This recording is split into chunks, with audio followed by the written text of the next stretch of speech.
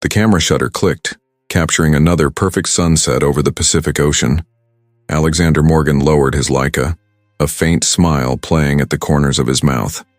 Photography had become his solace in the 6 months since he'd stepped back from Morgan Ventures, the tech empire he'd built from nothing into a $54 billion behemoth. "Another masterpiece, sir?" asked Jerome, his personal assistant, standing respectfully a few paces behind him on the cliffside terrace. "Hardly," Alexander replied, his voice carrying the distinctive rasp that journalists often described as weathered by success. "Just chasing light and shadows. It relaxes me." What Alexander didn't say was that photography was the only thing that quieted the dreams, the only activity that silenced the voice that had haunted him for 30 years, the voice of his twin brother, Daniel, who had drowned on their 19th birthday. A tragedy for which Alexander had never forgiven himself. As the sky darkened to purple, Alexander returned to his clifftop mansion, 20,000 square feet of architectural marvel perched on the California coastline like a modernist eagle's nest. Floor-to-ceiling windows faced the ocean, while behind the house, ancient redwoods stood sentinel, their massive trunks disappearing into the evening mist. "Your evening schedule, sir," Jerome said, handing Alexander a tablet as they entered the cavernous living room. "Dr. Winters confirmed your physical for 9 tomorrow morning. Ms. Chen from the foundation called about the education initiative launch, and Mr. Takahashi's office reached out regarding the Tokyo acquisition." Alexander nodded absently, his attention already drifting to the darkroom he'd had built adjacent to his study, a deliberate anachronism in his otherwise ultra-modern home. Despite owning the most advanced digital equipment money could buy, he found himself increasingly drawn to film photography, to the patient alchemy of chemicals and paper, to the tactile process that required presence in a way digital never could. "I'll be unavailable for the rest of the evening," he told Jerome, already moving toward the darkroom. "And Jerome, make sure I'm not disturbed." Inside the darkroom, Alexander exhaled slowly, feeling the familiar calm descend as he moved in the dim red safety light. Here, in this space, time seemed to operate by different rules. Here, the weight of being Alexander Morgan, tech visionary, philanthropist, America's 11th richest man, fell away, leaving just a man with a roll of film in the quiet anticipation of what might emerge. He worked methodically, developing the day's shots with practiced ease. The ocean at different hours, the play of light through redwood branches, a hawk circling above the cliffs. Simple images that nonetheless required his complete attention, leaving no room for memories or regrets. The final photograph was one he'd almost forgotten taking, a self-portrait reflected in the window of his study as dusk approached. On impulse, he'd captured his own reflection, something he rarely did. Alexander wasn't particularly vain, but he also wasn't comfortable with his own image. Journalists often commented on how few photographs existed of the reclusive billionaire. As the image began to appear on the paper, Alexander felt his heart stutter in his chest. There, standing just behind his right shoulder, was a figure that couldn't be there. Daniel, his brother's face, exactly as it had been 3 decades ago. 19 years old, dark hair falling across his forehead, the slight crooked smile that had always made him look as if he knew something you didn't. Alexander stumbled backward, knocking over a tray of chemicals that clattered to the floor. He blinked hard, certain his mind was playing tricks on him. When he looked again, the photograph showed only his own reflection, alone in the window glass. He switched on the overhead light, ruining the print but needing the clarity of full illumination. Carefully, he examined the negative, holding it up to the light. There was no second figure there, just his own solitary reflection. "I'm working too hard," Alexander muttered to himself, running a hand through his silver hair. "Or not sleeping enough." He cleaned up the spilled chemicals, disposed of the ruined print, and decided to call it a night. Tomorrow was the annual physical his board of directors insisted upon, their way of ensuring the company's visionary founder remained in good health. The last thing he needed was to show up exhausted from a night of chasing ghosts. But sleep proved elusive. In the vast master suite with its panoramic ocean view, Alexander lay awake, the image from the dark room replaying in his mind. It had seemed so real, so undeniably, impossibly real. As a man who had built his fortune on rational thinking and technological innovation, Alexander didn't believe in ghosts. He believed in algorithms and market projections and the power of disruptive technologies. He believed in what could be measured, analyzed, and understood. And yet, there had been moments over the years. A glimpse of a familiar figure in a crowded room. The sensation of someone sitting on the edge of his bed in the darkest hours of night. The persistent dreams in which Daniel spoke to him, always saying the same thing. "It wasn't your fault, Alex, but it's not over." Alexander had attributed these experiences to grief, to guilt, to the unresolved trauma of watching his twin brother drown despite his desperate attempts to save him. His therapist, discreetly consulted in the early years of his success, had explained about the unique bond between twins, how the severance of that connection could create psychological echoes that felt supernatural, but were merely the mind's attempt to maintain what had been lost. That explanation had satisfied Alexander's rational nature.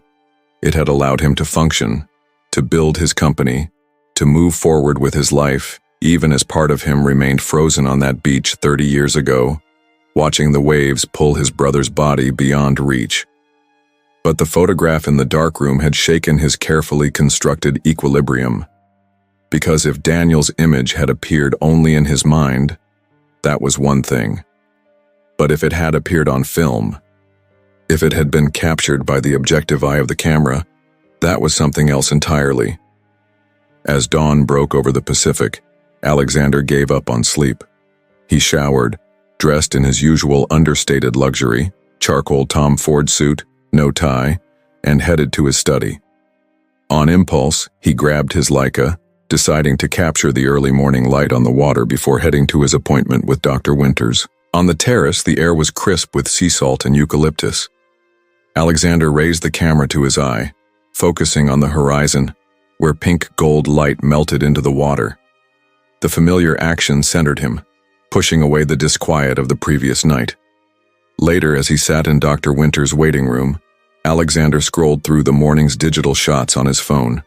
The ocean at dawn, pelicans skimming the waves, the shadow of the cliffs extending into the water like a dark peninsula. He paused on the last image, his finger hovering over the screen. It showed the rocky beach below his property, deserted save for a single figure standing at the water's edge. A figure too distant to identify clearly, yet somehow familiar in its stance. Alexander zoomed in, his hand not entirely steady. The resolution blurred, but there was no mistaking the silhouette. It was identical to his own, or rather to what his own had been 30 years ago.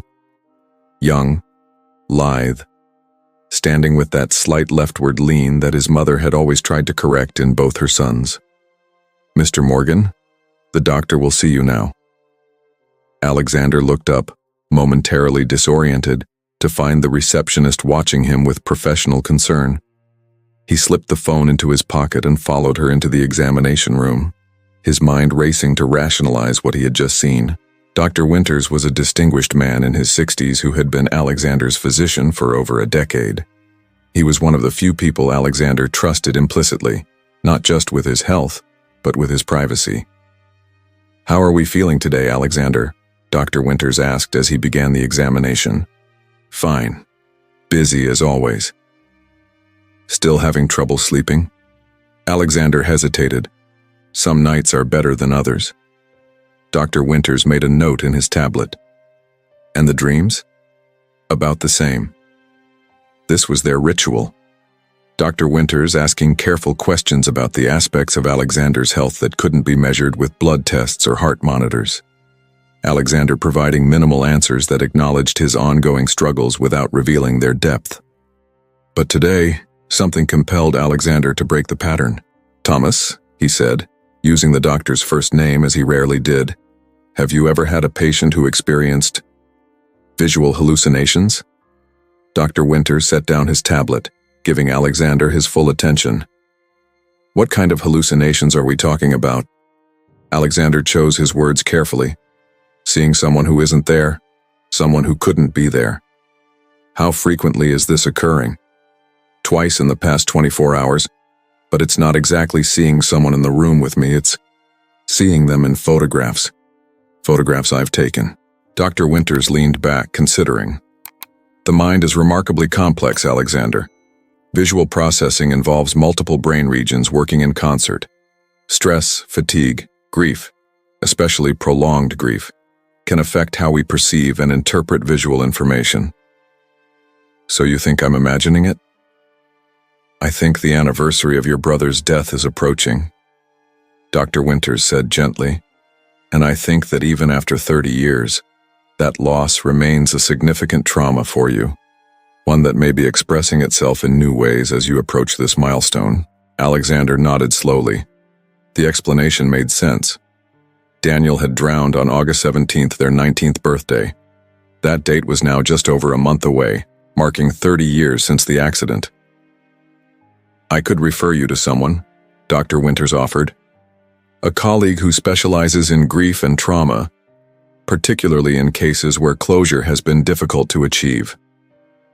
That won't be necessary, Alexander said automatically. The idea of discussing Daniel with a stranger was unthinkable. I'm sure you're right about the approaching anniversary. I'll make sure to get more rest. Dr. Winters looked unconvinced but didn't press the issue. He completed the examination, pronounced Alexander in excellent physical health for a man of 50, and reminded him to schedule his next appointment in 6 months. As Alexander left the medical building, his phone rang. It was Jerome. "Sir, I've received an unusual package for you," his assistant said without preamble. It was hand-delivered by a courier who wouldn't identify their client. "What kind of package?" "A large envelope containing photographs, sir. Quite old from the look of them. There's a note that says simply, 'He's trying to show you something, Alex. Look closer.'" Alexander felt a chill despite the warm California morning. "Did the courier say anything else?" "Only that it was urgent you receive these today." "I'm on my way back now. Don't open anything further." Alexander ended the call and strode to his Aston Martin, parked in the private section of the garage. As he drove along the coastal highway, his mind whirled with possibilities. Who would send him old photographs? Who would know about his visions of Daniel? And who would call him Alex, a nickname he hadn't used since his brother's death? At home, Jerome was waiting in the study, a large manila envelope on the desk between them. "This is exactly as it was delivered?" Alexander asked, examining the envelope. His name and address were typed on a label. No return address, no postal markings. "Yes, sir. As I said, hand-delivered about an hour ago." "Thank you, Jerome. I'll handle this privately." Once alone, Alexander opened the envelope carefully. Inside were a dozen photographs, their edges yellowed with age. He spread them across his desk, and his breath caught in his throat. They were all photographs of him and Daniel, as children building sandcastles on the beach, as teenagers standing awkwardly in tuxedos before a school dance. And the most painful, a series taken on their last day together, their 19th birthday, playing volleyball on the same beach where Daniel would drown hours later. Alexander hadn't seen these images in decades. After Daniel's death, he had gathered every photograph of his brother and locked them away, unable to bear the reminders of what he had lost. Eventually, during one of his many moves as his fortune grew, the box of photographs had been misplaced, or perhaps subconsciously discarded. So who had these copies? And why send them now? The note that had accompanied the photographs offered no clues. "He's trying to show you something, Alex. Look closer." The handwriting was unfamiliar, neat but nondescript, offering no hint of its author's identity. Alexander examined each photograph carefully, looking for anything unusual. They appeared to be ordinary snapshots, capturing ordinary moments between two brothers whose lives had diverged so drastically, one ending at 19, the other continuing to extraordinary success and wealth. Before we continue, comment below which city and country you're watching this story from. And if you haven't subscribed yet, take a moment to subscribe and leave a like. The last photograph in the stack was different from the others. Newer, for one thing. The paper still crisp, the colors vibrant. It showed Alexander's house, his current house, from the beach below. And standing on the terrace, clearly visible despite the distance, were two figures. Alexander recognized himself on the left. The figure on the right, identical in height and build but with darker hair, was unmistakably Daniel, as he would have appeared had he lived to 50. Alexander dropped the photograph as if it had burned him. This was impossible. Beyond impossible. This house had been built just 3 years ago, designed to his exact specifications. Daniel had been dead for nearly 3 decades. With trembling hands, he turned the photograph over. On the back was written, "Day 1 of 30. He's waiting for you to see." A noise from the terrace made Alexander turn sharply. Through the floor-to-ceiling windows, he could see nothing unusual, just the empty terrace with its infinity-edge pool stretching toward the ocean beyond. He walked to the window, scanning the grounds below. Nothing. No one. Just the immaculate landscaping and beyond it, the wild beauty of the California coastline. Alexander returned to his desk and picked up the mysterious recent photograph again. His rational mind sought explanations. Digital manipulation, an elaborate prank, perhaps even a threat of some kind. As a powerful man with considerable influence, he was no stranger to those who might wish to destabilize him for financial or competitive gain. But none of these explanations accounted for what he himself had seen in the darkroom last night, or in the photograph he'd taken this morning. On impulse, Alexander reached for his Leica, still hanging from its strap on the back of his chair. He raised it to the window and took a single photograph of the empty terrace. Then, without allowing himself to overthink, he went to his darkroom to develop it immediately. As the image emerged in the developer bath, Alexander held his breath. At first, there was only the terrace, exactly as it should be. Empty. Still. But as the chemicals continued their work, another element appeared in the frame. Standing by the pool's edge, looking directly at the camera, at Alexander, was Daniel. Not as he had been at 19, but as a man of 50, identical to Alexander himself except for the darker hair and slight smile that had always been his brother's signature. Alexander staggered back, his heart hammering against his ribs. This was happening. It was real. His brother's image was appearing in his photographs. Photographs he had taken himself, developed himself. There could be no trickery, no external manipulation. He forced himself to return to the print, to study it objectively. Daniel looked solid, three-dimensional, not like a ghost or an apparition, but like a living man standing on his terrace. His expression was calm, patient. One hand was slightly raised as if in greeting or beckoning. Alexander left the darkroom, the still wet photograph in his hand. In his study, he compared it to the mysterious one that had been delivered. The similarity was undeniable. In both images, Daniel appeared as Alexander's contemporary, a man of 50 who had never existed since Daniel's life had ended at 19. The note on the delivered photograph echoed in his mind. Day 1 of 30. He's waiting for you to see. See what? What was his dead brother trying to show him? And why now, after 30 years? Alexander spent the rest of the day in a state of controlled anxiety, alternating between rational attempts to explain what was happening and an increasing certainty that he was experiencing something beyond rational explanation. He called Jerome and instructed him to cancel all appointments for the next week, citing a minor health concern that required rest. Then he did what he had always done in times of stress or uncertainty. He immersed himself in work, reviewing acquisition proposals and foundation initiatives until the sun set over the Pacific. As darkness fell, Alexander found himself drawn back to the terrace. The night was clear, stars emerging above the ocean in brilliant clarity. He brought his camera, some part of him already knowing what would happen when he used it. He took a dozen photographs of the night sky, the illuminated pool, the ocean reflecting starlight. In each one, when developed, Daniel appeared. Sometimes at the edge of the frame, sometimes centrally positioned. Always looking at the camera with that patient, expectant expression. By midnight, Alexander had nearly 30 photographs spread across his dining table, each showing his brother in different positions around the property. In the most recent ones, Daniel's expression had changed subtly, a hint of urgency replacing the patience of the earlier images. Alexander poured himself 3 fingers of 30-year-old Macallan and studied the progression. It was as if Daniel was trying to communicate something through his positioning, through the subtle changes in his expression. In the final photograph taken just minutes earlier, Daniel stood at the edge of the property where the manicured lawn gave way to the wild coastal scrub that led down to the beach. One arm was extended, pointing into the darkness beyond, pointing toward the beach where 30 years ago he had drowned.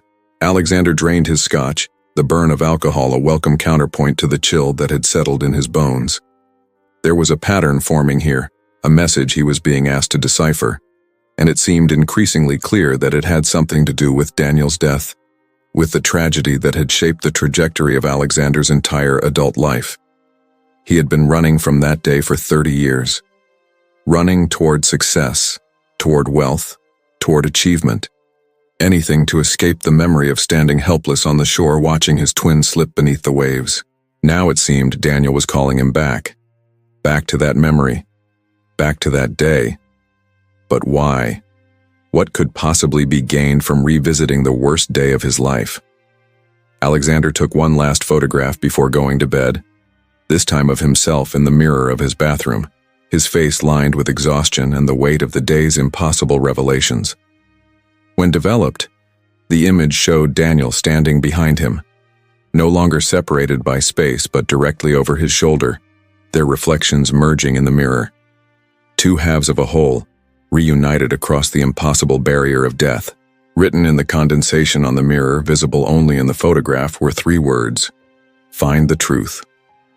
Morning found Alexander standing on the beach below his property, the tide rolling in with rhythmic precision. He had risen before dawn, sleep having proven elusive and shallow. In the gray pre-dawn light, he had come to the very spot where the final photograph had shown Daniel pointing, the stretch of coastline that had been the site of their last day together. The beach was different now than it had been 30 years ago. Erosion had reshaped the shoreline. The large rock formation where they had set up their birthday picnic was now partially submerged at high tide. Nature, like time, moved forward relentlessly, indifferent to human sentiment or memory. Alexander raised his camera, almost mechanically now, and took a series of photographs of the empty beach. He didn't need to develop them to know what they would show. Daniel would be there, continuing his silent communication, trying to guide Alexander toward what? Find the truth, the mirror message had said. But what truth was there to find? The facts of Daniel's death were painfully straightforward. The twins had been celebrating their 19th birthday with a day at the beach. They had been swimming. A riptide had caught Daniel. Alexander had tried to reach him but failed. By the time help arrived, Daniel was gone, his body recovered the next morning, washed up on a beach 2 miles south. These were the bare facts that Alexander had lived with for 30 years. The facts that had fueled his nightmares, his guilt, his relentless drive to achieve as if success could somehow compensate for his failure to save his brother. What truth could there possibly be beyond these stark, unforgiving facts? Alexander returned to the house, developed the beach photographs, and found exactly what he had expected. Daniel appeared in each one, sometimes walking along the shoreline, sometimes sitting on the rocks, always with that same expectant expression. In the final image, he was pointing again, this time toward a specific rock formation partially visible at the water's edge. Alexander studied the image, trying to understand its significance. The formation looked vaguely familiar, a distinctive arrangement of 3 large boulders that the locals called the Sisters. 30 years ago, they had been fully on shore. Now, due to erosion and rising sea levels, they were partly submerged except at the lowest tides. He checked the tide charts on his phone. Low tide would be at 2:30 that afternoon. Whatever Daniel was trying to show him would be most accessible then. The hours until low tide passed with excruciating slowness. Alexander tried to occupy himself with work, but his concentration was fractured. He found himself taking photographs compulsively around the house, of empty rooms, ordinary objects, mundane views. In each developed image Daniel appeared, his presence becoming more insistent, his expression more urgent as the day progressed. By 1 o'clock, Alexander could wait no longer. He changed into sturdy shoes and a lightweight jacket, grabbed his camera, and headed down the private path that led from his property to the beach below. The tide was still receding when he arrived, but the sisters were already becoming more accessible. Alexander picked his way carefully over the wet rocks, aware of the danger of slipping. Despite having lived on this coastline for 3 years, he rarely ventured onto the beach itself. The ocean held too many difficult memories. As he approached the rock formation, Alexander took photographs at regular intervals, creating a documented path of his exploration. Each image, viewed on his digital camera's display, showed Daniel moving among the rocks just ahead of him, leading the way. The largest of the sisters had a hollow area beneath it, a small cave-like space created by the water's erosion. 30 years ago, this area would have been part of the beach, covered in sand. Now it was a shadowy recess that would be submerged again when the tide returned. Daniel's image stood at the entrance to this space, pointing inside. Alexander hesitated. The cave was dark, potentially unstable, and would be underwater within a few hours. But the urgency in Daniel's gestures had been building throughout the day. Whatever he needed to show Alexander was here, and the window of opportunity was limited. Taking a deep breath, Alexander switched on his phone's flashlight and ducked into the hollow space beneath the rock. Inside, it was larger than it appeared from the outside, a cavity about 6 feet high at its tallest point and perhaps 10 feet deep. The walls were rough stone and the floor was a mixture of sand, pebbles, and small tidal pools left by the receding ocean. Alexander's flashlight played over the interior, revealing nothing unusual at first glance. But as he moved deeper into the space, the beam illuminated something embedded in the far wall, something that didn't belong in this natural formation.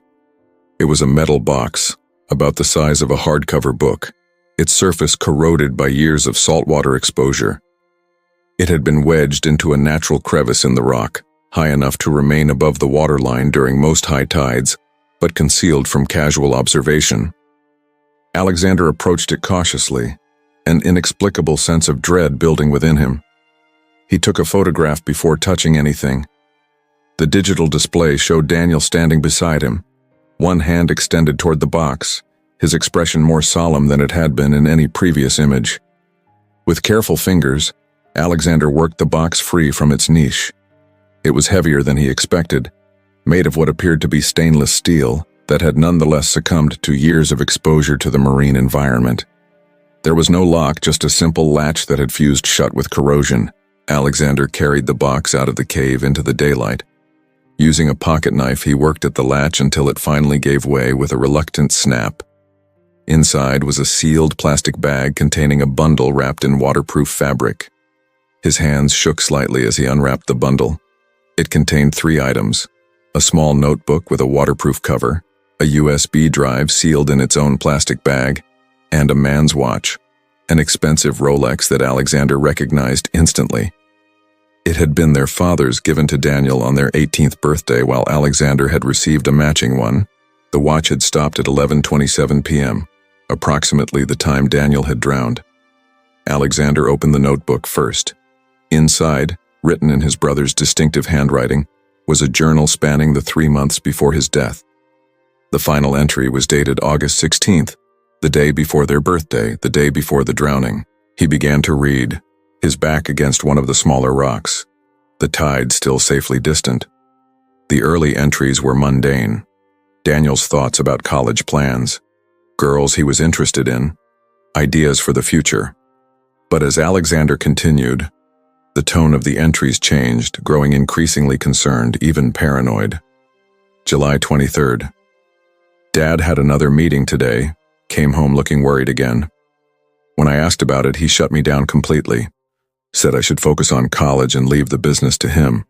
But something's wrong, I can feel it. August 2nd. Overheard Dad on the phone, something about debts and they won't wait any longer. When he saw me, he hung up immediately. Tried to pretend it was nothing, but his hands were shaking. August 10th. Found the files Dad's been hiding in his office. It's worse than I thought. The company is not just in trouble, it's a fraud. He's been cooking the books for years, using new investor money to pay off old investors. It's all going to collapse soon. I don't know what to do. Should I confront him? Tell Alex? Go to the authorities. The entries continued, detailing Daniel's growing realization that their father's investment firm, the comfortable family business that had provided their upper-middle-class lifestyle, was actually a massive Ponzi scheme on the verge of collapse. The final entry from the day before Daniel's death sent a chill through Alexander's core. Made my decision. Tomorrow, after our birthday celebration, I'm going to tell Alex everything. Then we'll confront Dad together. I've copied all the files I found onto a flash drive. Whatever happens, there needs to be a record of the truth. I'm scared about what this will do to our family, but the alternative is worse. Too many people will be hurt when this all comes crashing down. Maybe if we act now, some of the damage can be contained. Alexander sat motionless, the journal open in his hands, the implications of what he'd just read crashing over him like the waves that would soon reclaim this space. Daniel had discovered their father's fraud, had planned to tell Alexander, had intended for them to confront their father together.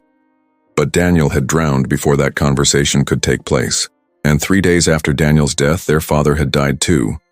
A heart attack supposedly brought on by grief over losing his son. The family business had been liquidated in the aftermath, with Alexander too devastated by the double loss to pay much attention to the details.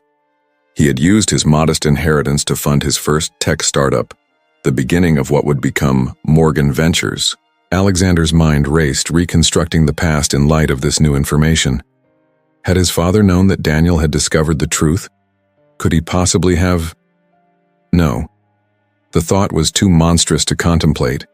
His father had loved them both. The idea that he could have been involved in Daniel's drowning was unthinkable.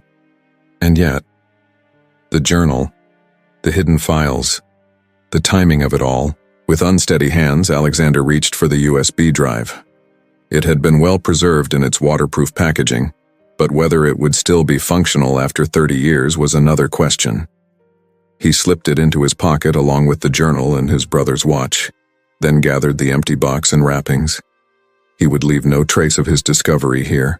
As he prepared to leave, Alexander took one final photograph of the cave. In the digital display, Daniel stood at the entrance, his expression no longer urgent but profoundly sad. For the first time in these apparitions, he looked exactly as he had at 19. Young, vulnerable, his future unlived.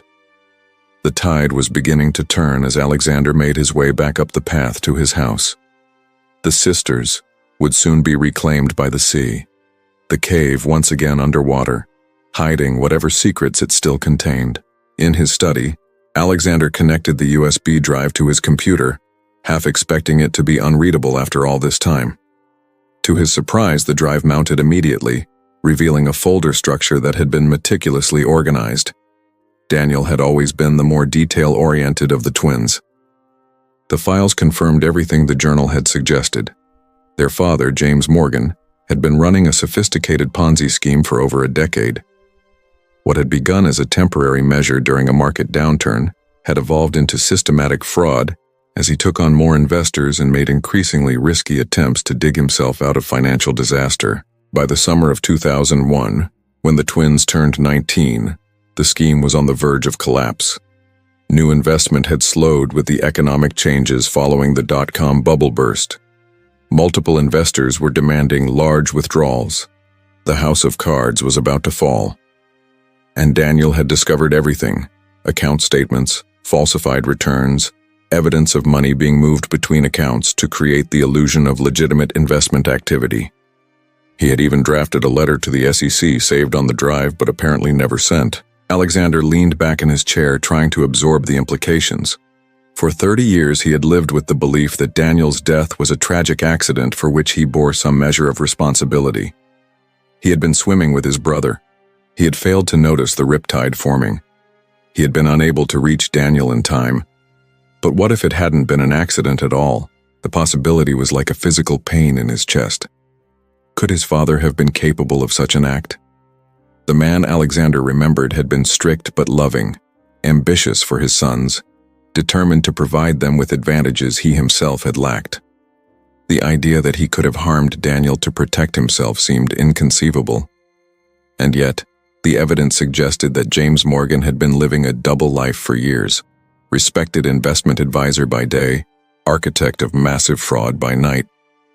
If he had been capable of that sustained deception, what else might he have been capable of? Alexander reached for his camera, compelled by a need to see his brother again, to ask the questions that had no other outlet. He took a photograph of the USB drive lying on his desk. When he checked the digital display, Daniel was there as expected, standing beside the desk, but his expression had changed again, no longer sad, but determined, resolute. His hand rested on a telephone on the desk, an antique rotary model that had belonged to their grandfather. The meaning seemed clear. There was someone Alexander needed to call, but who? 3 decades had passed. Their father was long dead. Who else might know the truth about what had happened that summer? Alexander scrolled through the files on the USB drive again, looking for names, connections, anything that might provide a lead. In a folder labeled Associates, he found a list of his father's closest business partners.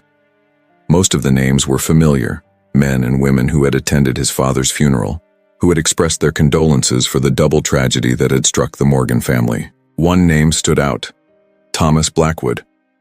Unlike the others, Blackwood had not attended the funeral. In fact, Alexander couldn't recall seeing or hearing from him after Daniel's death, despite the fact that he had been a frequent visitor to their home during their childhood.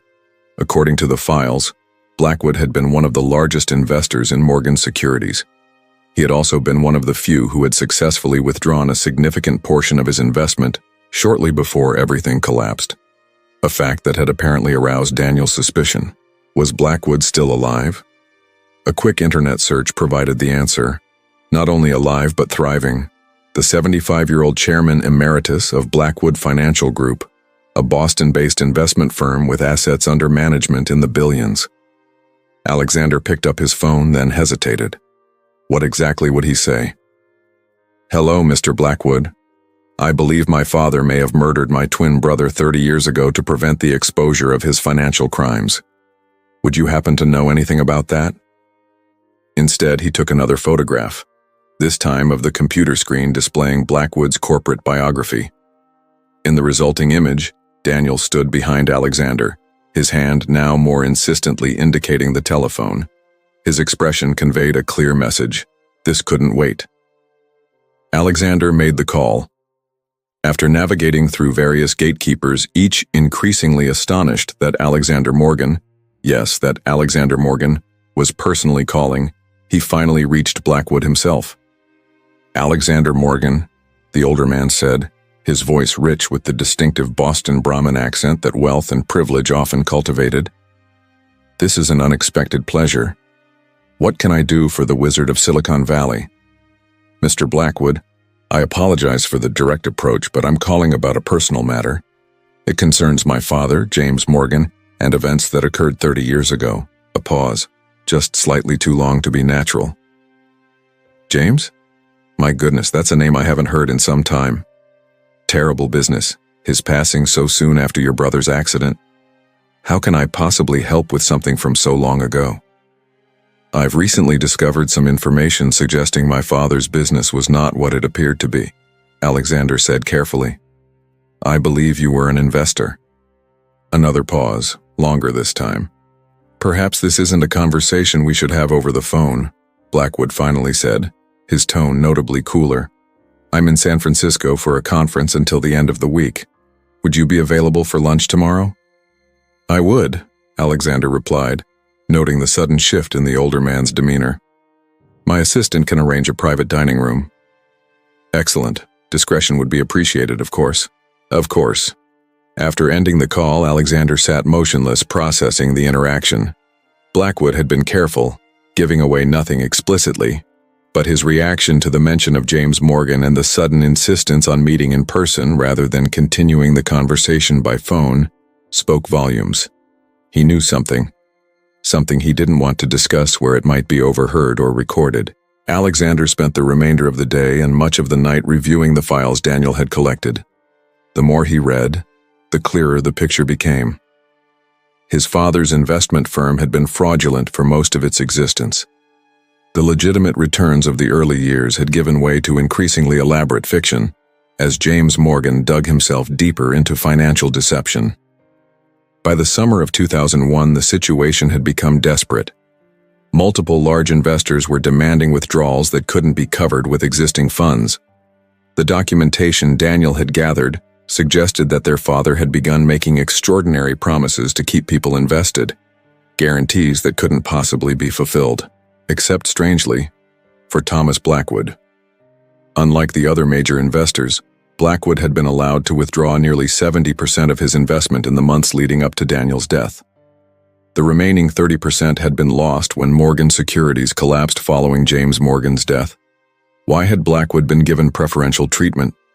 What made him different from the other investors who had lost everything? As dawn broke over the Pacific, Alexander finally allowed himself a few hours of restless sleep. His dreams were fragmented, filled with images of Daniel swimming away from shore, their father watching from the beach with an unreadable expression, and Thomas Blackwood standing at a distance turning his back on the unfolding tragedy. When he woke, it was past noon. The lunch meeting with Blackwood was scheduled for 2 o'clock at a discreet restaurant in downtown San Francisco. Alexander showered and dressed mechanically, his mind still processing the revelations of the past 24 hours. Before leaving, he took one more photograph, a simple shot of Daniel's watch now sitting on his desk beside his own identical timepiece. In the digital image, Daniel stood in the background, his young face solemn but resolved. For the first time, he was dressed differently than in previous apparitions, wearing the clothes he had worn on the day he died. His beach attire was dry, however, as if the drowning had never occurred. Alexander drove himself to San Francisco, preferring solitude to Jerome's careful conversation. The restaurant was exactly the kind of establishment where men like Thomas Blackwood would feel comfortable. Old-world luxury, impeccable service, and the assurance that conversations would not be overheard or interrupted. Blackwood was already seated in the private dining room when Alexander arrived. At 75, he remained an imposing figure, tall, with a full head of white hair and the robustly healthy appearance that wealth could help maintain through the best medical care, nutrition, and reduced stress. "Alexander," he said, rising to shake hands. "You're looking well. I've followed your career with interest over the years. Quite remarkable what you've built." "Thank you, Mr. Blackwood." "Thomas, please. I've known you since you were a boy, after all." They exchanged pleasantries as the waiter served the first course. Only when they were alone again did Blackwood lean forward, his manner shifting from genial to intensely focused. "Now, about your father," he said quietly. "I'm curious what specifically you've discovered after all this time." Alexander met the older man's gaze directly. "I've found evidence that Morgan Securities was operating as a Ponzi scheme for many years, that by the summer of 2001, it was on the verge of collapse, and that you, unlike other investors, were permitted to withdraw the majority of your funds before everything fell apart." Blackwood's expression didn't change, but Alexander noticed his hand tightening slightly around his water glass. "And where did you come across this evidence?" "My brother discovered it first," Alexander said. "The day before he drowned, he documented everything and hid the evidence where he thought it would be safe, where it remained until yesterday." "I see." Blackwood set down his glass carefully.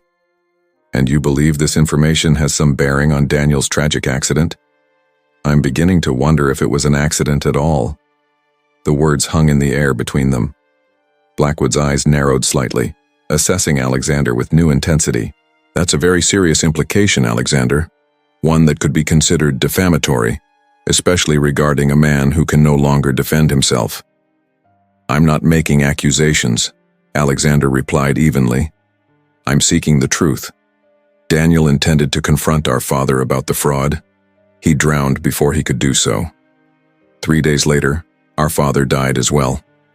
These may be coincidences, but I find myself questioning everything I thought I knew about that summer." Blackwood was silent for a long moment, his gaze never leaving Alexander's face. Finally, he seemed to come to a decision.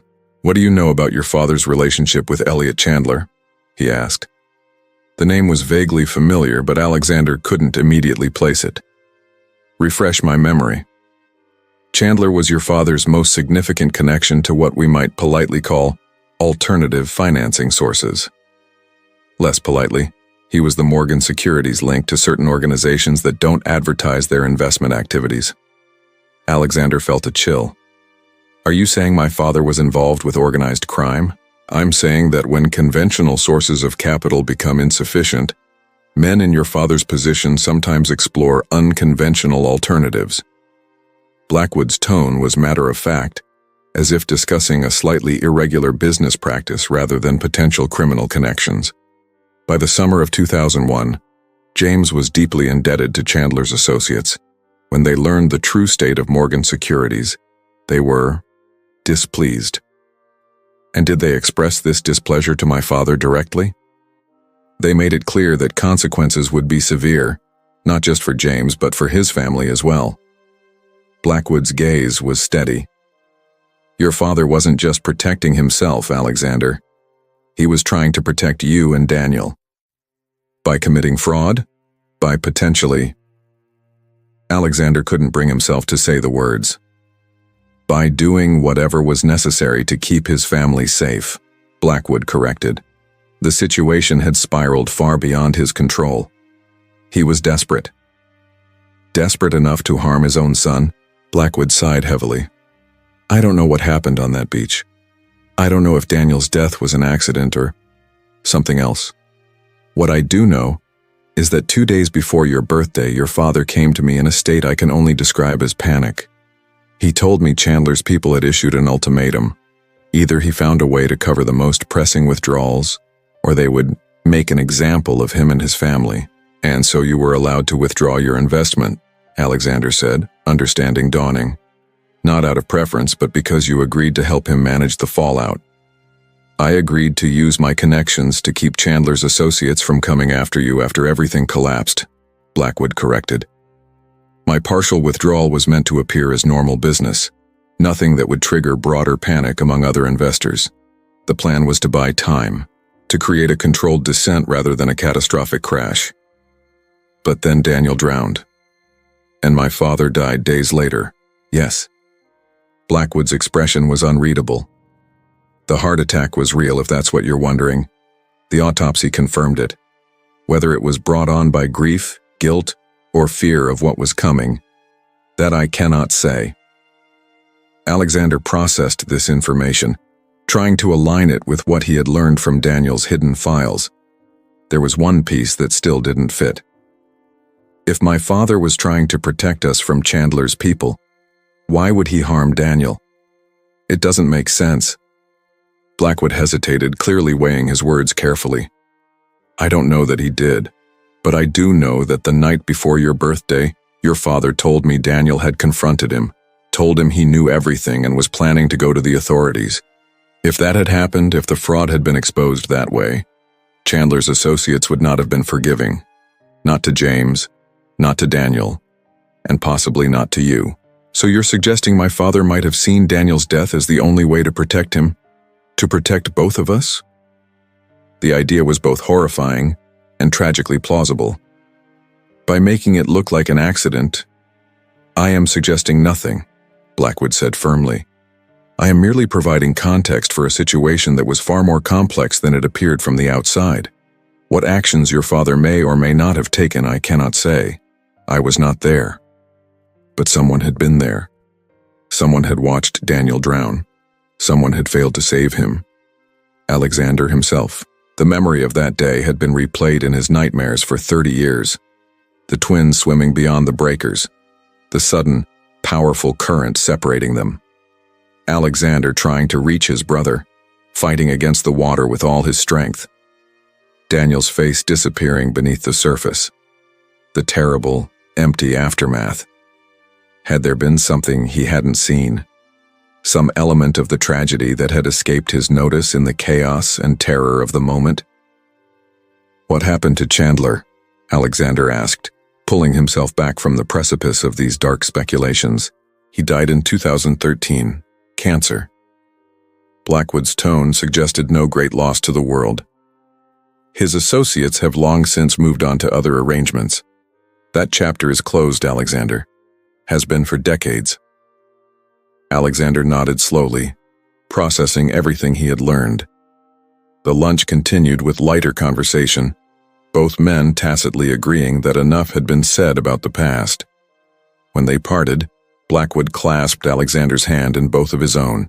"Your father loved you and Daniel more than anything in this world," he said, his voice low and intense. "Whatever mistakes he made, whatever sins he committed, never doubt that." On the drive back to his coastal home, Alexander's mind churned with questions that still had no answers. The pieces were coming together, but the complete picture remained elusive. His father, desperate and trapped between financial ruin and threats from dangerous men.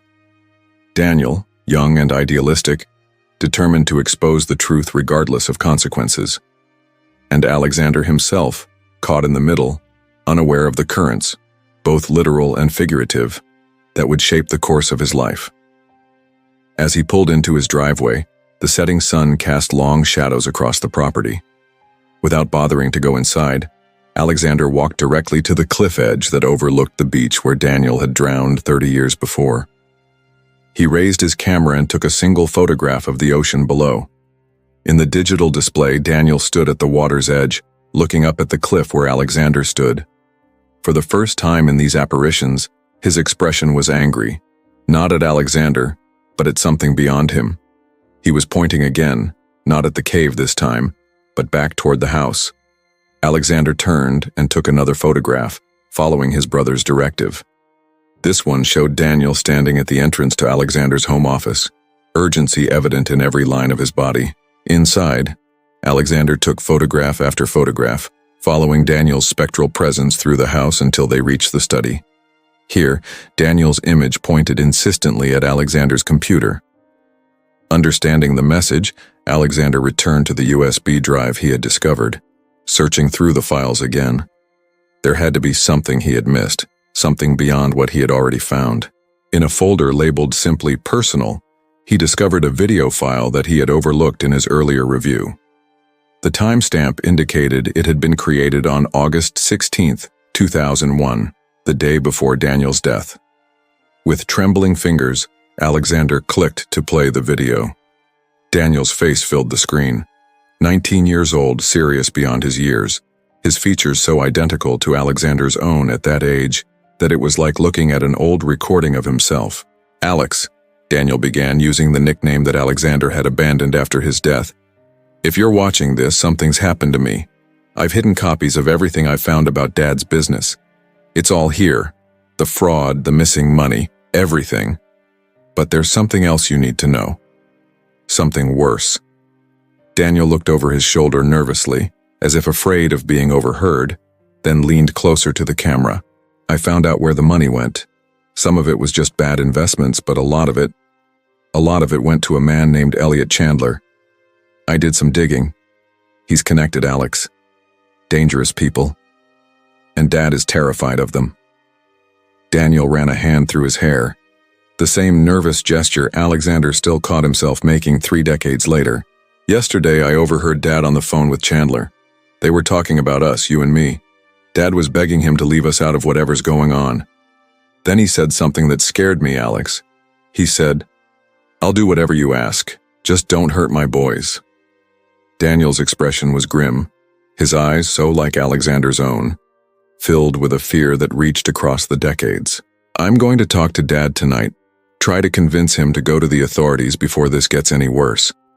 If that doesn't work, I'll tell you everything tomorrow after our birthday celebration. We'll figure it out together, like we always do." He gave a sad smile that didn't reach his eyes. "If you're seeing this, though, something went wrong. Be careful, Alex. Watch out for Chandler. And I'm sorry I couldn't protect you from this." The video ended, freezing on Daniel's face, young, worried, unaware that he had less than 24 hours to live. Alexander sat back, his mind reeling from this new piece of the puzzle. Daniel had planned to confront their father the night before the drowning. Had that confrontation happened? Had their father confessed? Or had he made a terrible decision to silence his son before the truth could come out? And what of Elliot Chandler and his associates? Had they played a role in what happened on that beach? Had Alexander's father been trying to protect his sons from them, only to become responsible for one son's death himself? The questions multiplied, but answers remained elusive. Alexander picked up his camera again, hoping for more guidance from his brother's apparition. The photograph he took of the computer screen showed Daniel standing behind him, his expression now more sorrowful than angry. He was pointing at the telephone again, but this time there was an address book open beside it, their father's old address book, which Alexander had kept all these years in a box of personal mementos. Understanding the message, Alexander retrieved the address book and began searching through it. Under C, he found what he was looking for, Elliot Chandler, with a phone number and address in Marina del Rey. The address was less than an hour from Alexander's home. Taking a deep breath, Alexander made a decision. If answers about the past still existed, they might be found where Chandler had lived. The man himself was long dead, but perhaps some trace remained, some evidence that could finally complete the picture of what had happened 30 years ago.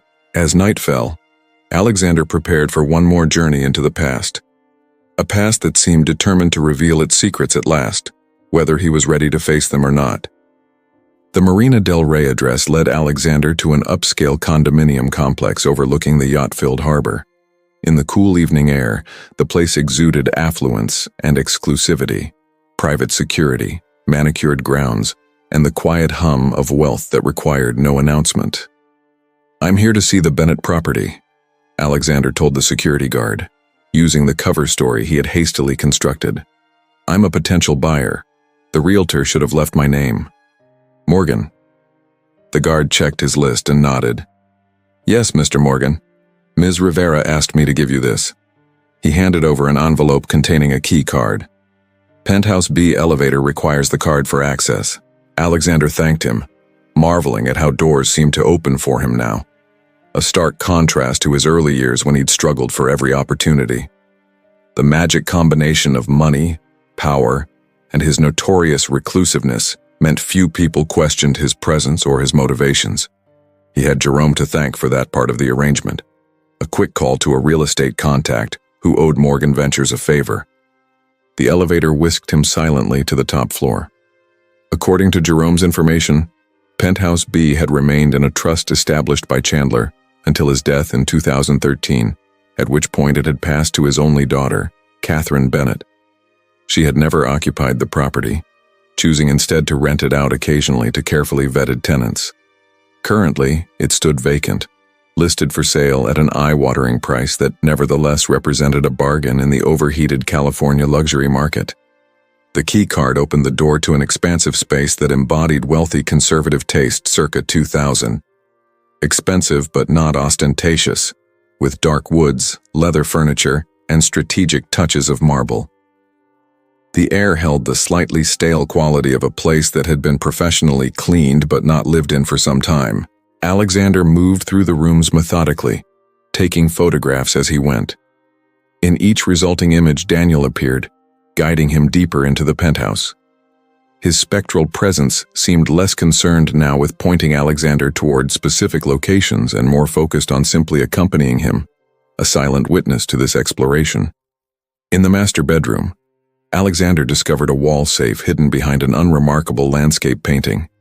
Such a find would normally be inaccessible, but with the property on the market, the listing agent had left the safe combination in a sealed envelope inside a kitchen drawer, intended for potential buyers to inspect this feature of the home.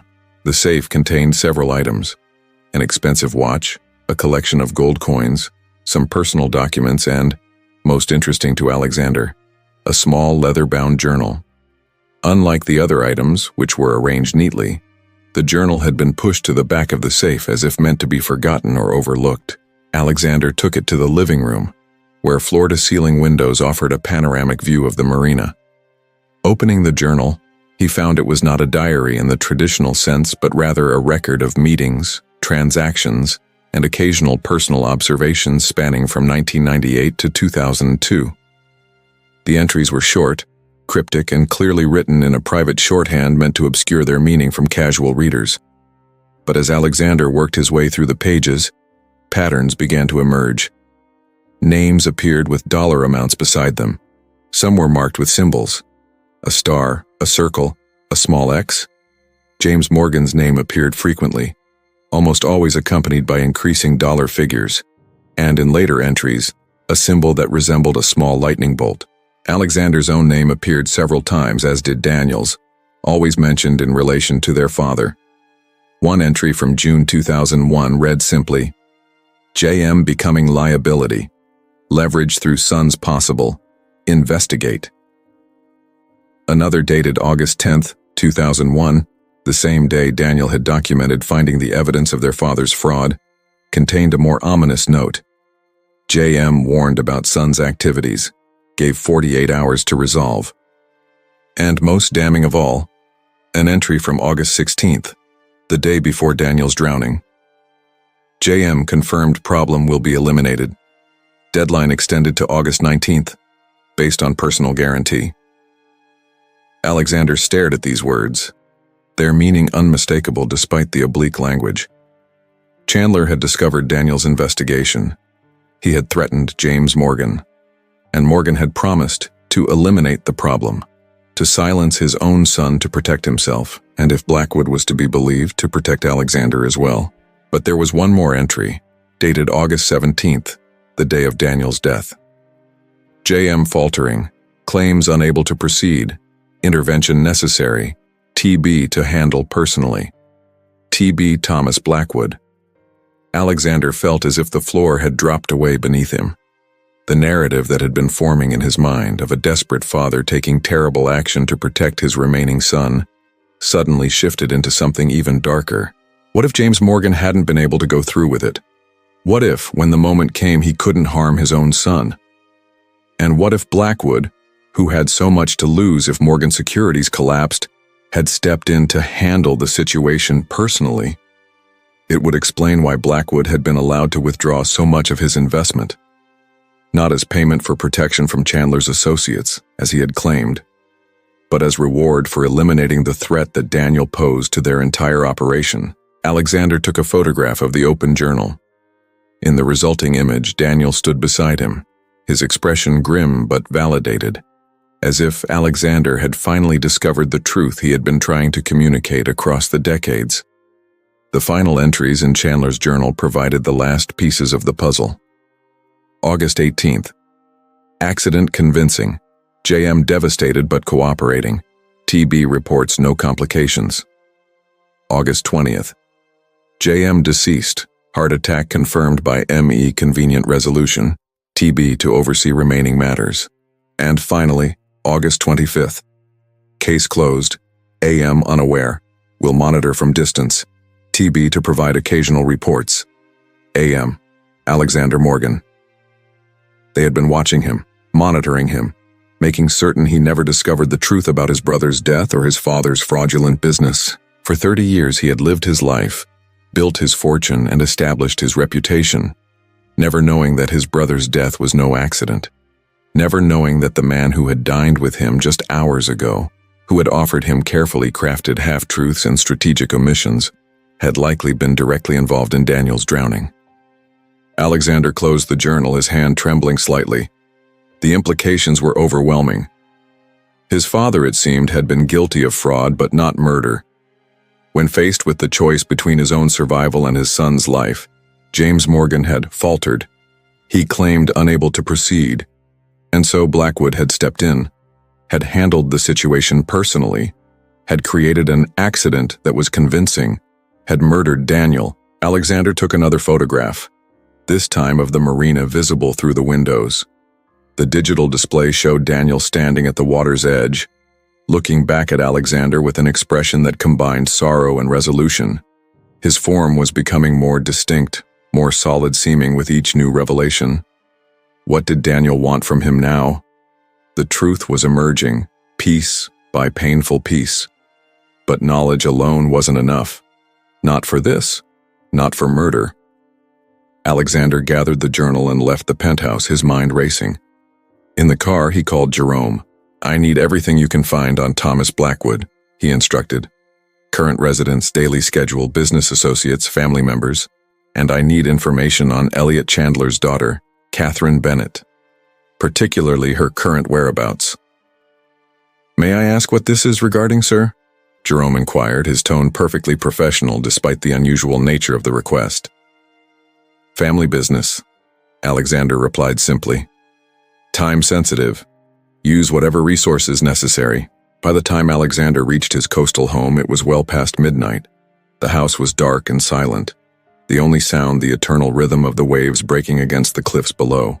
He developed the photographs he had taken at Chandler's penthouse, laying them out chronologically beside those from previous days. Together, they formed a visual narrative, Daniel's spectral presence guiding Alexander from the initial discovery in the darkroom through each revelation. In the most recent images, Daniel's appearance had stabilized. He no longer shifted between his 19-year-old self and how he might have looked at 50. Now he remained permanently as he had been at the time of his death.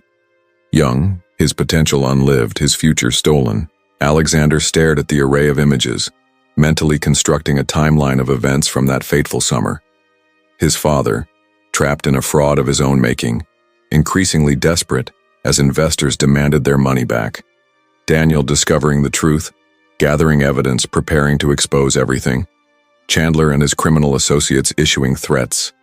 And Blackwood, friend and mentor to the Morgan family, stepping in to resolve the situation when James Morgan couldn't bring himself to harm his own son. Then the aftermath. James Morgan dying of a heart attack brought on by the stress and grief of his son's death, or perhaps by the knowledge of what had been done to ensure his silence. The company collapsing, but in a controlled way that allowed Blackwood to portray himself as another victim rather than a perpetrator. And Alexander, oblivious to it all, channeling his grief into building a technology empire that dwarfed anything his father had ever achieved. It was an elegant solution to multiple problems. With both Daniel and James dead, there was no one left to expose the fraud. With the company liquidated in the aftermath, evidence was scattered and eventually forgotten. And with Alexander focused on his own pathway to success, there was no one left to ask difficult questions about what had really happened on that beach. No one, that is, until Daniel's spirit had begun appearing in Alexander's photographs, 30 years to the month before the anniversary of his death. Jerome called back shortly after 2 a.m. "I have the information you requested, sir," he said, his voice betraying no curiosity about the unusual timing. "Mr. Blackwood is staying at the St. Regis in San Francisco until Friday. His regular schedule includes breakfast in the hotel restaurant at 7, followed by meetings related to the financial conference he's attending. He has dinner reservations tomorrow night at 8 p.m. at Quince with several associates." And Catherine Bennett? She lives primarily in New York, where she runs a non-profit focused on supporting victims of financial fraud. However, she is currently in Los Angeles for a fundraising event. She's staying at the Waldorf Astoria in Beverly Hills until Thursday. The irony of Chandler's daughter dedicating her life to helping victims of financial fraud was not lost on Alexander. Perhaps she had learned of her father's activities after his death. Perhaps she was attempting, in her own way, to atone for his sins. "One more thing, sir," Jerome added. "While researching Mr. Blackwood, I discovered something you might find relevant. He was involved in a boating accident in 2015. 3 people drowned. Blackwood was the only survivor." Alexander absorbed this information, its significance landing like a physical blow. Blackwood had experience with drowning accidents, with being the lone survivor. "Thank you, Jerome. Please clear my schedule for the next 3 days." "Already done, sir. Will there be anything else?" Alexander hesitated. Jerome had been his loyal assistant for over 15 years. If there was anyone he could trust with the truth. "No," he decided. "That will be all for now." After ending the call, Alexander returned to his study and took another photograph, this time of the journal he had found in Chandler's safe. Daniel appeared beside it, his expression urgent once more. He was pointing not at the journal but at Alexander's computer. Understanding, Alexander began a careful documentation of everything he had discovered. He scanned the journal pages, uploaded the digital photographs showing Daniel's apparitions, and compiled all the evidence from the USB drive that his brother had hidden 30 years ago. To this, he added his own detailed account of the past few days' revelations, including his conversations with Blackwood and the discoveries at Chandler's penthouse. When he had finished, he created multiple secure copies of the file, one to the cloud, one to a private server, and one to a physical drive that he placed in his safe. Whatever happened next, the truth would not remain buried again. Dawn was breaking as Alexander completed these preparations. He had not slept, yet he felt curiously alert, driven by a clarity of purpose he hadn't experienced in years. He took a shower, changed into fresh clothes, and made a pot of coffee. As the morning light strengthened, he carried his cup to the terrace and stood looking out over the ocean that had claimed his brother's life 3 decades earlier. "I know the truth now, Daniel," he said aloud. "Or most of it. Blackwood murdered you. He's lived with that secret all these years, built his fortune on it, while I believed I had failed to save you." Alexander took a photograph of the empty terrace. In the digital display, Daniel stood beside him at the railing, closer than he had appeared in any previous image. His expression was somber but determined. "What do you want me to do?" Alexander asked the empty air. "Blackwood is 75 years old. Even if I could prove what he did, he'd likely die before serving any significant time. Is that justice for what he took from you? From us?" He took another photograph. This time, Daniel's image appeared directly in front of him, their faces only inches apart. His brother's expression was intense, imploring. One hand was extended toward Alexander, almost but not quite touching him. Alexander understood. This wasn't about justice in the conventional sense. This wasn't even about punishment for Blackwood. This was about truth, about finally having the complete story of what had happened that day, about clearing their father's name of the worst suspicion that he had been responsible for his son's death, about Alexander himself finding peace after 30 years of misplaced guilt. "I'll confront him," Alexander promised. "Today, he'll know that his secret is exposed, that I know what he did to you, what he stole from both of us." He took one more photograph of the ocean below. Daniel's image appeared at the water's edge, looking up at him with what could only be described as gratitude. 3 hours later, Alexander walked into the St. Regis Hotel in San Francisco. After quietly confirming with the concierge that Thomas Blackwood was indeed still in the building, he took the elevator to the older man's penthouse suite. He knocked once. Footsteps approached from inside, and then the door opened to reveal Blackwood, dressed casually but expensively in what appeared to be his morning attire. "Alexander," he said, clearly surprised. "I wasn't expecting you. Is everything all right?" "May I come in?" Alexander asked, his voice betraying none of the turmoil beneath his calm exterior. "There's something we need to discuss." Blackwood hesitated, then stepped aside, allowing Alexander to enter the suite. The space was luxurious but impersonal, bearing the generic elegance of high-end hotel accommodations. "I hope our conversation yesterday was helpful," Blackwood said, gesturing for Alexander to take a seat. "Though I sensed you might have more questions." "Not questions," Alexander replied, remaining standing. "Answers. I found Elliot Chandler's journal last night." The change in Blackwood's demeanor was subtle but unmistakable, a slight tensing of his shoulders, a momentary hardening of his expression before he regained his composure. "I'm not sure I understand," he said carefully. "I think you do," Alexander countered. The journal was quite detailed, particularly the entries from August 2001, the ones that described how my father couldn't go through with silencing Daniel, how you stepped in to handle the situation personally, how you created an accident that was convincing. Blackwood's face had gone very still. "That's an extraordinary accusation, Alexander." "It's not an accusation, it's a fact." Alexander maintained steady eye contact. "You murdered my brother. You arranged for him to drown while I tried desperately to save him. You made me believe for 30 years that I had failed him, that his death was an accident I couldn't prevent, when all along it was you." Blackwood moved to a sidebar and poured himself a drink, his hand steady despite the circumstances. When he turned back to Alexander, his expression had changed, the mask of benevolent mentor discarded to reveal something harder, colder. "And if what you say is true," he said, "what do you intend to do about it? Go to the police with a 30-year-old journal written in private shorthand? Challenge one of the most respected figures in American finance based on speculation about cryptic notes? I'm not here to threaten you with exposure or prosecution, Alexander said. I'm here because I want you to know, that Daniel knows, that your secret didn't die with him, or with my father, or with Chandler. At the mention of Daniel knowing, something flickered in Blackwood's eyes, a hint of genuine unease. Your brother has been dead for 30 years, Alexander. Has he? Alexander removed his camera from his pocket and turned on the digital display, showing Blackwood the series of photographs in which Daniel's apparition had appeared. He's been trying to communicate with me, to lead me to the truth, and now I've found it. Blackwood stared at the images, his composure slipping further. This is some kind of trick. Digital manipulation. You know it isn't. Alexander stepped closer. Just as you know exactly what happened on that beach 30 years ago. You were there, weren't you?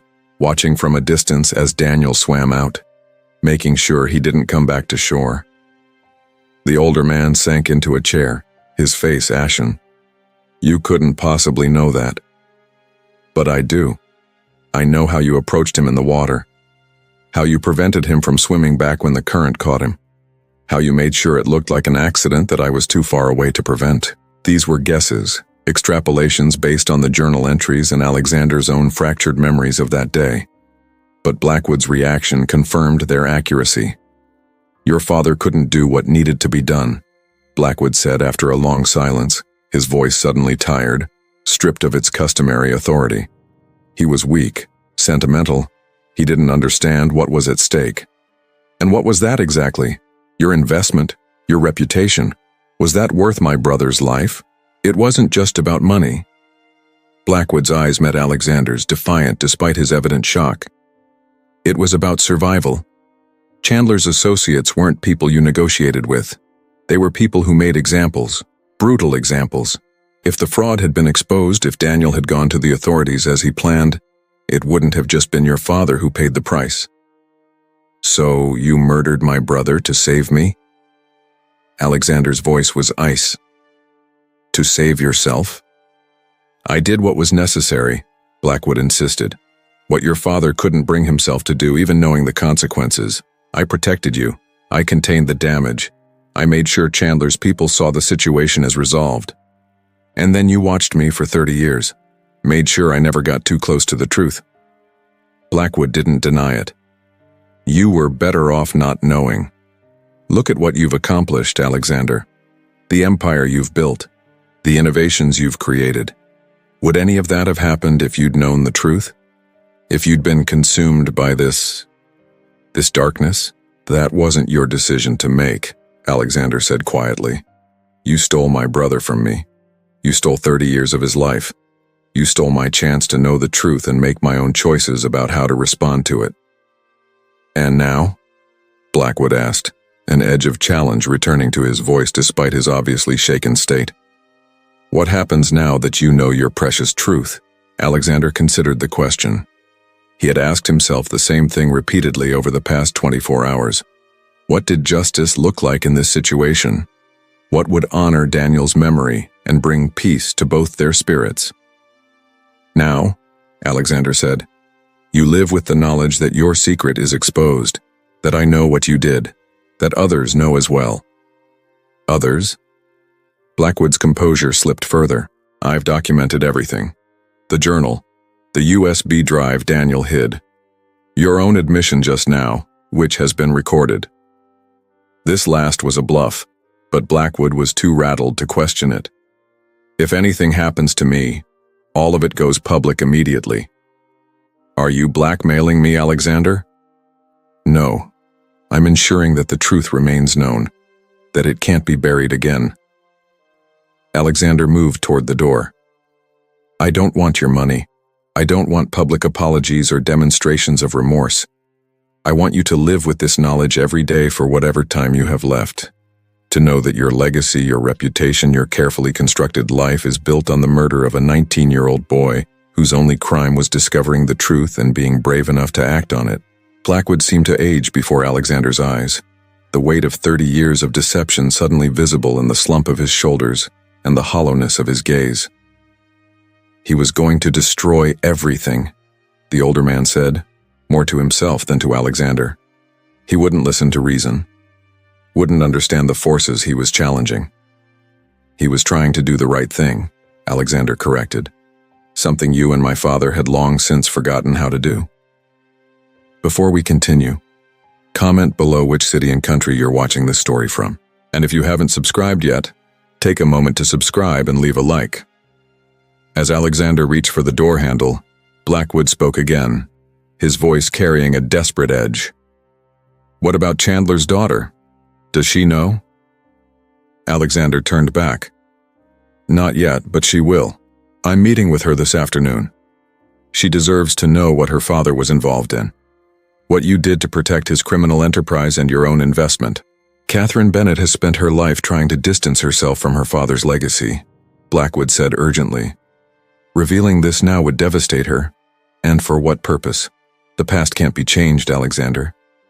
"No, it can't," Alexander agreed. "But the future can. Catherine's nonprofit helps victims of financial fraud. I intend to become its largest donor, to use my resources to ensure that what happened to my family, what you and Chandler and my father did, cannot happen to others." He left then, closing the door on Thomas Blackwood and 30 years of lies. In the elevator, Alexander took a photograph of his own reflection in the polished metal wall. Daniel appeared beside him, their shoulders almost touching, his expression peaceful for the first time. Alexander's meeting with Catherine Bennett took place that afternoon at a quiet cafe in Beverly Hills. She was a striking woman in her early 40s, with her father's strong features softened by compassion and intelligence.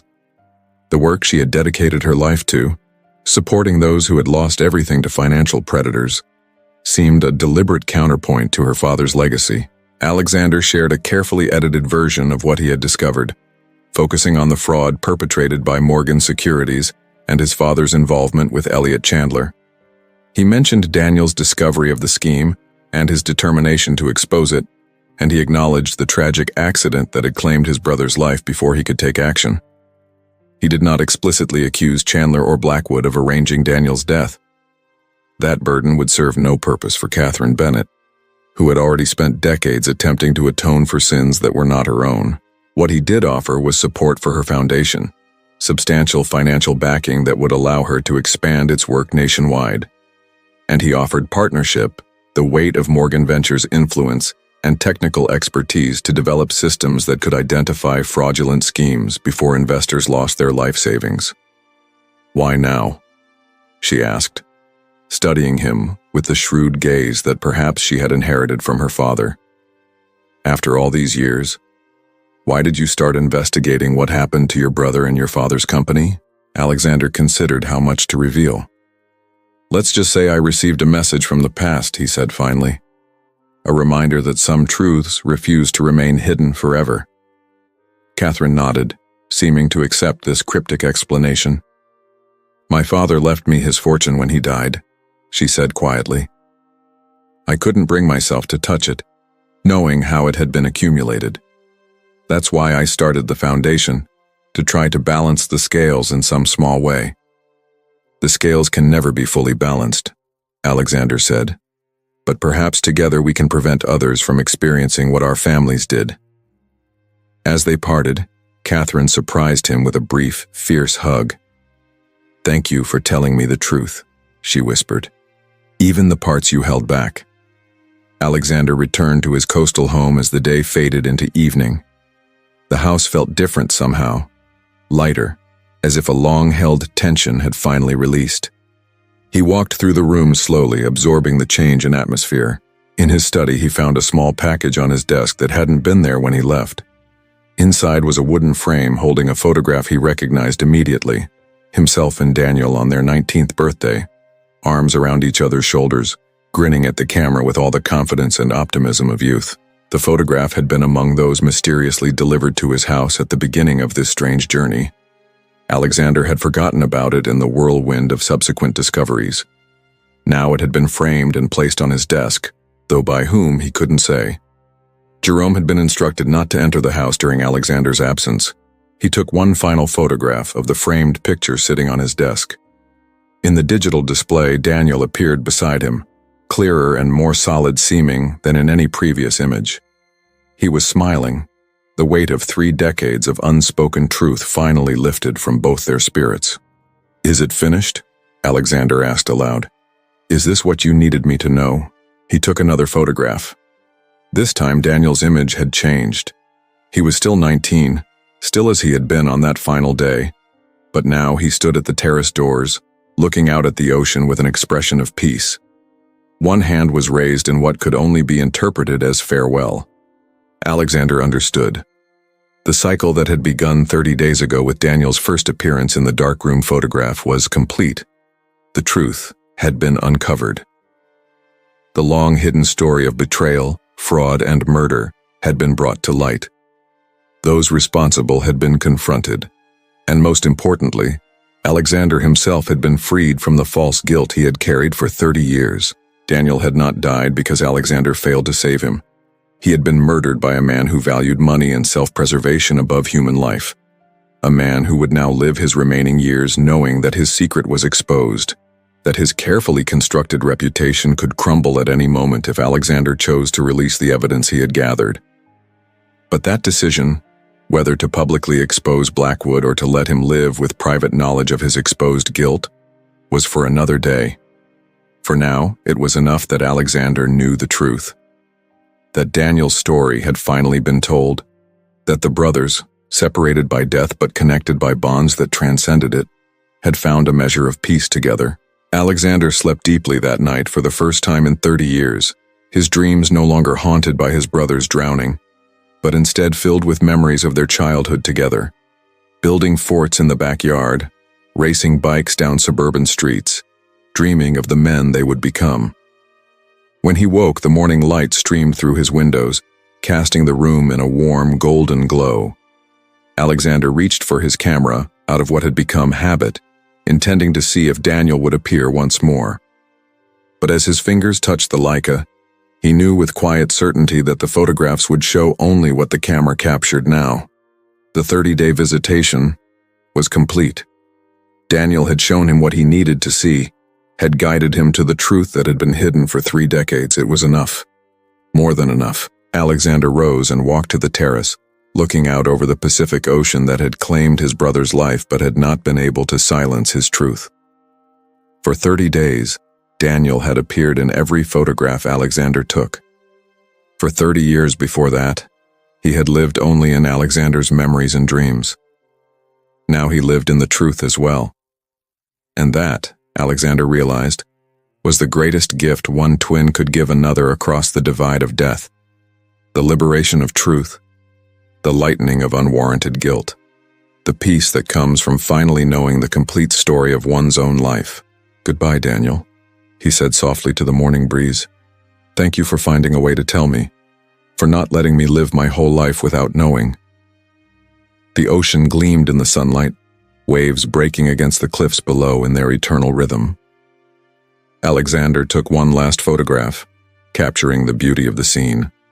The image showed only the ocean, the sky, the coastal landscape in perfect clarity.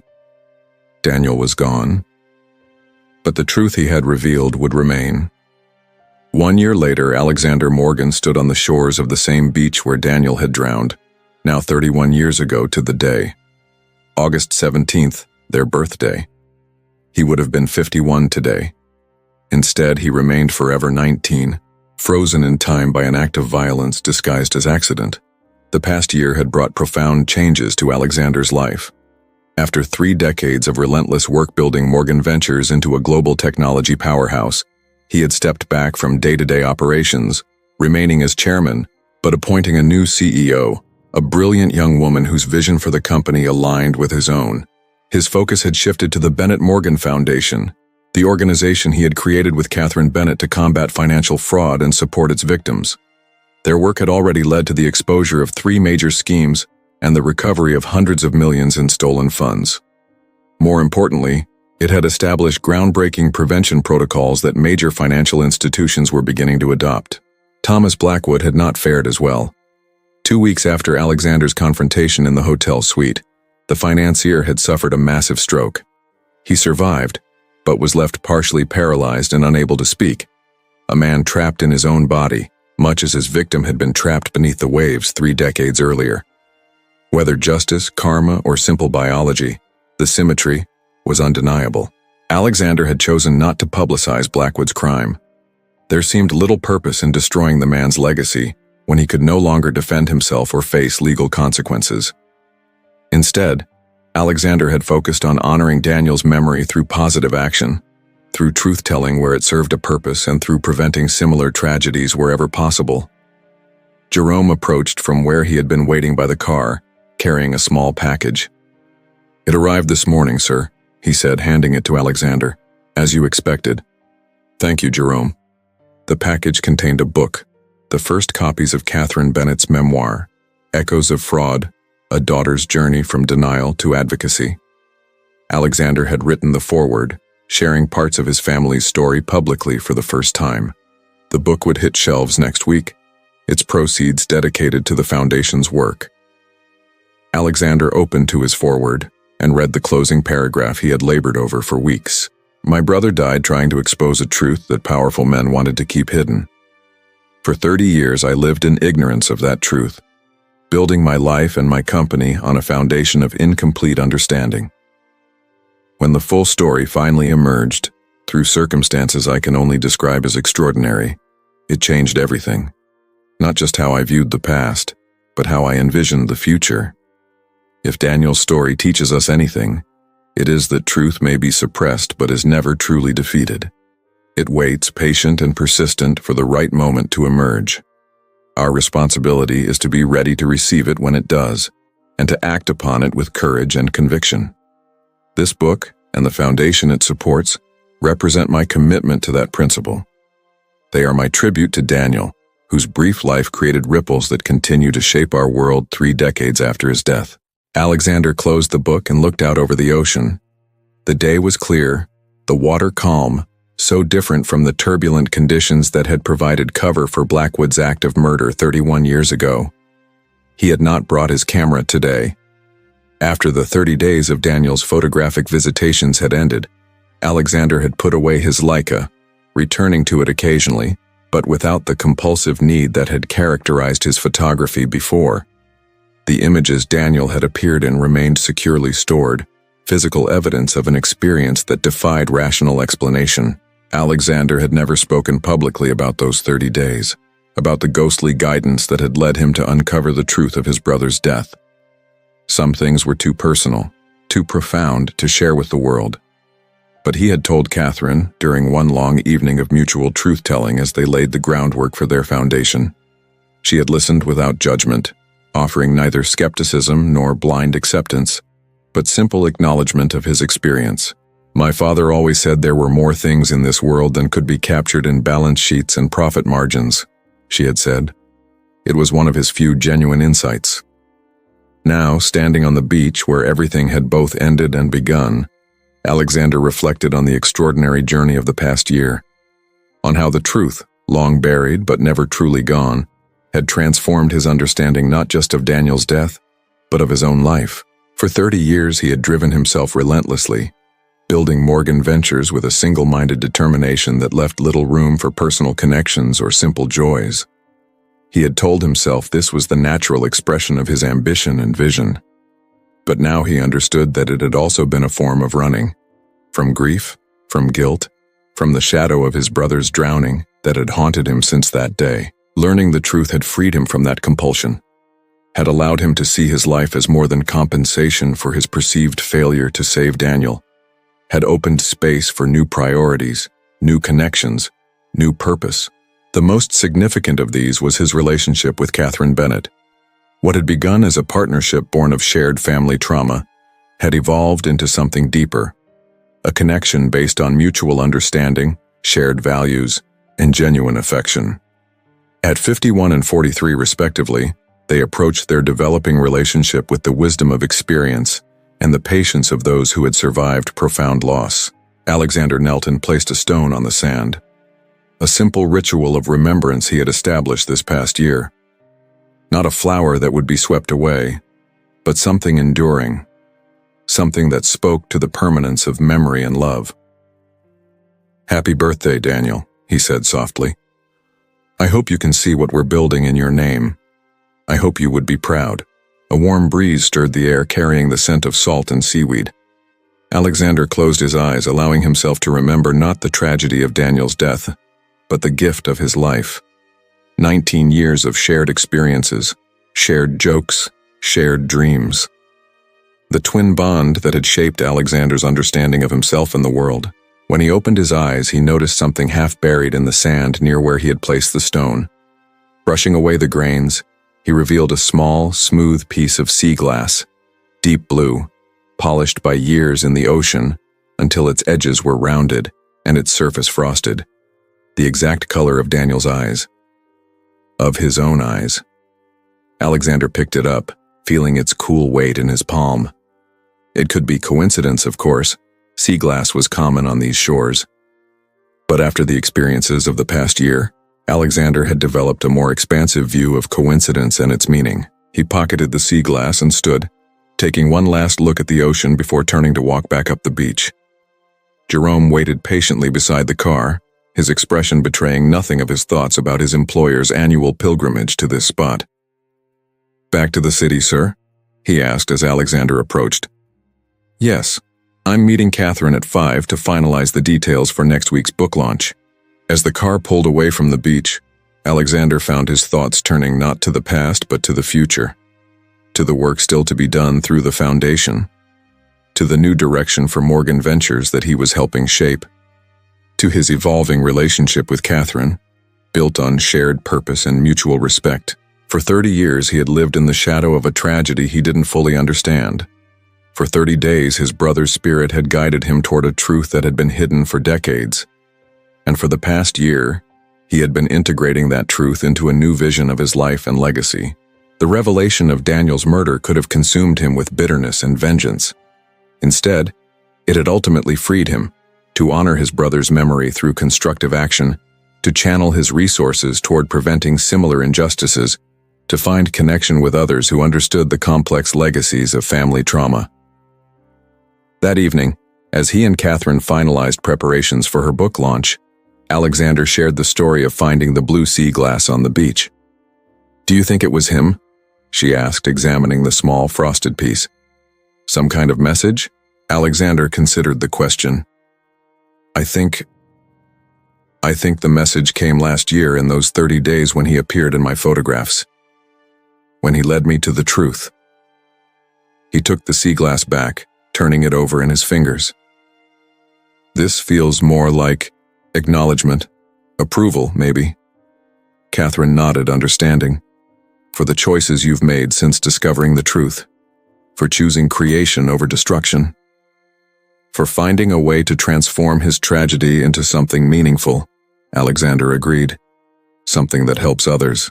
They worked late into the evening, finalizing details for the Foundation's next initiative, an educational program for high school and college students about recognizing and avoiding financial fraud.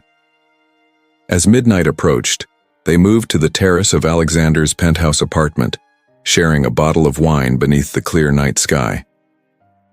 "Do you ever regret not exposing Blackwood publicly?" Catherine asked, voicing a question that had remained largely unspoken between them. Not seeing him face legal consequences for what he did to Daniel, Alexander gazed out at the city lights, considering. "Sometimes," he admitted, "in moments of anger or grief. But then I remember something my mother used to say, that true justice isn't about punishing wrongdoers, but about restoring harmony to what's been broken." "And has harmony been restored?" Catherine's voice was gentle, curious. "Not completely. It never can be. Daniel's life was stolen. Those 31 years of potential, of contribution, of joy, they're gone forever." Alexander sipped his wine thoughtfully. "But in another sense, yes. The truth is known. The false narrative has been corrected. And through our work, some meaning has been created from the meaningless act that took his life." Catherine reached across the table, her hand covering his. "I think that's what both our fathers failed to understand. that there are more important things than self-preservation, that truth matters more than image or reputation, that how we respond to our mistakes shapes our character more than the mistakes themselves. They chose the easier path, Alexander said, and in doing so, created so much more pain than if they had simply faced the consequences of their actions. While we choose the harder path, Catherine observed, confronting truths that would be easier to ignore, building something constructive from painful legacies. Alexander nodded, feeling the rightness of her assessment. They did choose the harder path, acknowledging their father's wrongdoing without being defined by it, using their inherited resources to counteract the harm that had been done, finding personal connections through shared commitment to truth and restoration. As they sat in companionable silence, Alexander found himself thinking of the photographs. 30 images spanning 30 days, each showing his brother's spectral presence guiding him toward the truth. He had wondered in the early days after Daniel's visitations ended, whether he would ever experience anything similar again, whether his brother might return on significant dates or in moments of importance. But the year had passed without further supernatural manifestations. No appearances in photographs, no ghostly messages, no signs beyond the ordinary coincidences and synchronicities that punctuate any life if one is paying attention. And that too felt right. Daniel had returned for a specific purpose, to reveal a truth that had been hidden for too long. Once that purpose was fulfilled, he had moved on, leaving Alexander to integrate the knowledge into his life in whatever way seemed most healing and constructive. "I have something for you," Catherine said, reaching into her bag. She handed him a small wrapped package. An early birthday present. Alexander opened it to find a leather-bound journal, its cover embossed with a simple design. 2 interlocking circles, the ancient symbol for twins. "I thought you might want to document this next chapter," she explained. "Not just the foundation's work, but your own journey. The integration of everything you've learned." Alexander ran his fingers over the embossed design, deeply touched by the thoughtfulness of the gift and the understanding behind it. "Thank you. I think I'd like that." Later, after Catherine had gone, Alexander sat alone in his study with the new journal open before him. He had never been one for personal writing, preferring the precision of code and business plans to the messiness of emotional expression. But now, with the empty pages waiting, he felt drawn to record not just facts and figures but the deeper truths he had discovered over the past year. He began simply. August 16, 2031. Tomorrow would have been our 51st birthday. 1 year ago, Daniel's spirit appeared to me through photographs, beginning a 30-day journey toward a truth I had never suspected. The words flowed more easily than he had expected, carrying him through the extraordinary events of the previous year and into reflections on their meaning, on legacy and truth, on justice and reconciliation, on the persistence of bond that connected him to his twin, not severed by death but transformed by it. As he wrote the final lines, Alexander felt a sense of completion, not of his journey, which would continue for as long as he lived, but of the particular chapter that had begun with Daniel's first appearance in the darkroom photograph. "The truth does not bring Daniel back," he wrote. "It does not undo what was done to him or restore the years that were stolen, but it honors his courage in trying to expose the fraud our father was perpetrating. It acknowledges the real cause of his death and places responsibility where it belongs. And it frees me to carry his memory forward, not as a burden of guilt, but as an inspiration to live with the same integrity he showed in his brief life. For 30 years, I built an empire while carrying the weight of false responsibility for my brother's death. For 30 days, his spirit guided me toward the truth that would free us both. And for the past year, I have been learning to live in that freedom, to honor his memory not through endless achievement but through meaningful action, through truth-telling, through connection, through transforming the tragedy of his death into something that might prevent similar injustices. Tomorrow on our birthday, I will visit the beach where he died. I will remember not just how his life ended, but how he lived. And I will continue the work we've begun in his name, creating ripples of truth and restoration that extend far beyond the original act of violence that took him from this world. This is my promise to Daniel. This is my understanding of justice. This is the legacy we now create together. Across the divide of death, but united in purpose. Alexander closed the journal and placed it in the drawer of his desk. Outside, the city pulsed with life and energy, millions of individual stories unfolding in patterns too complex for any single mind to comprehend. Somewhere within that vast tapestry of human experience, other truths remained hidden, waiting to be discovered. Other injustices continued, waiting to be addressed. The work of the Bennett Morgan Foundation was just beginning.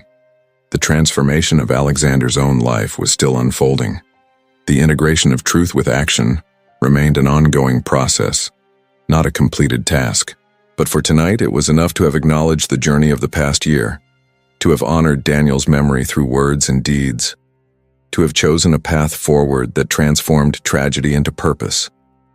Alexander moved to the window, looking out at the city he had helped shape through his technologies and innovations. For decades, his focus had been on the future, on creating tools and systems that would drive progress and change. Now, having reconciled with his past, he found himself more fully present in the current moment, more aware of the opportunity each day presented to align his actions with his deepest values. Daniel's life had been cut short at 19. Alexander had lived the years his brother never would, building success upon success while carrying the hidden weight of misplaced guilt. Now, freed from that burden but newly conscious of his responsibility to honor his brother's courage, he approached the second half of his life with altered priorities and renewed purpose. The ghost that had appeared in his photographs for 30 days had shown him a truth about the past that changed his understanding of everything that followed. But the more profound truth, the one Alexander had been integrating over the past year, was about the present and future, about how to live meaningfully in the aftermath of revelation, about how to transform knowledge into action. That night, Alexander dreamed of Daniel, not drowning as he had in nightmares for 30 years, but as he had been in life. Laughing, full of plans and possibilities. The two of them together, as they had been for 19 years before tragedy severed their shared journey. In the dream, they stood on a beach at sunset, the sky ablaze with colors no camera could fully capture. "Are you at peace?" Alexander asked. Daniel smiled, that slightly crooked smile that had been uniquely his own despite their identical features. "I am now. Because you know the truth. Because you're using it to help others." "I miss you," Alexander said simply. "Every day." "I'm still with you," Daniel replied. "Not in photographs anymore, but here." He placed a hand over his brother's heart. "In every choice you make, in every truth you tell, in every act of justice and restoration." Alexander woke with the dawn, the dream still vivid in his mind. He felt rested in a way that had eluded him for decades. At peace not just with his brother's death but with his own life, with the choices he had made and those still to come. On his nightstand sat the piece of blue sea glass he had found on the beach the day before. In the early morning light it seemed to glow from within, as if illuminated by its own inner fire. Alexander picked it up, feeling its smooth contours, its perfect imperfections.